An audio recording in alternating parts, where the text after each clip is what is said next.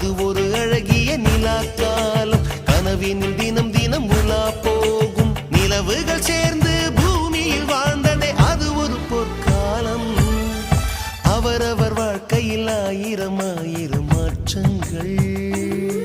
அந்த நினை